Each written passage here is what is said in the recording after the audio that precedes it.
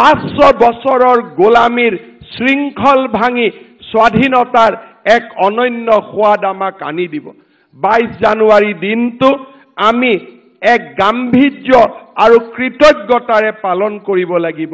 অসমীয়া জাতি, ভাৰতৰ সনাতন সভ্যতা আৰু ভাৰতীয় সংস্কৃতি সদায় প্ৰধানমন্ত্ৰী নৰেন্দ্ৰ মোদী ডাঙৰীয়াৰ প্ৰতি কৃতজ্ঞ হৈ থাকিব।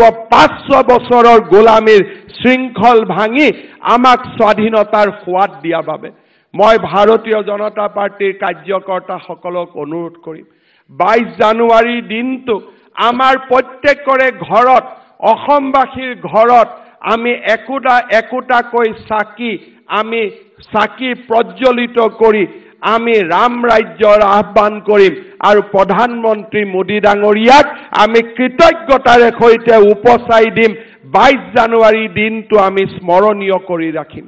21 জানুৱাৰীৰ দিনটোত যুৱ মৰ্চাই বিভিন্ন ধৰণৰ কাৰ্যসূচী ল'ব, তাক আমি সফল কৰিম আৰু 17, 18, 19, 20 এই চাৰিওটা দিনে অসমৰ প্ৰতিটো ধাৰ্মিক স্থলীত যি ধৰ্মৰে নহওক প্ৰত্যেকটো ধৰ্মৰ উপাসনাস্থলীত আমি স্বচ্ছ ভাৰত পালন কৰিম।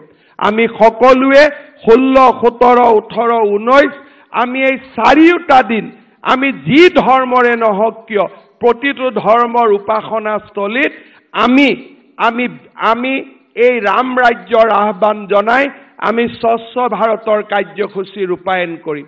20 তাৰিখে আমি সমগ্ৰ ৰাজ্যৰ নামঘৰত আকৌ এবাৰ ভাদ মাহৰ নাম পালন কৰিম।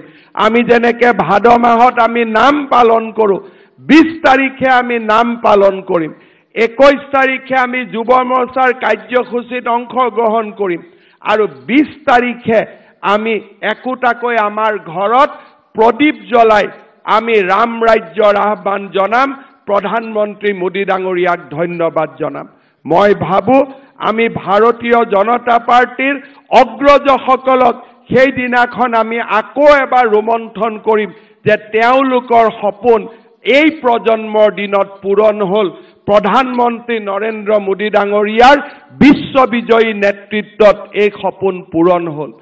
আজি আমি গৃহমন্ত্ৰী অমিত শ্বাহ ডাঙৰীয়াকো কৃতজ্ঞতাৰে সুঁৱৰিছোঁ 370 ধাৰা বিলুপ্তিৰ আমাৰ সপোন বাস্তৱত ৰূপায়ণ কৰাৰ বাবে।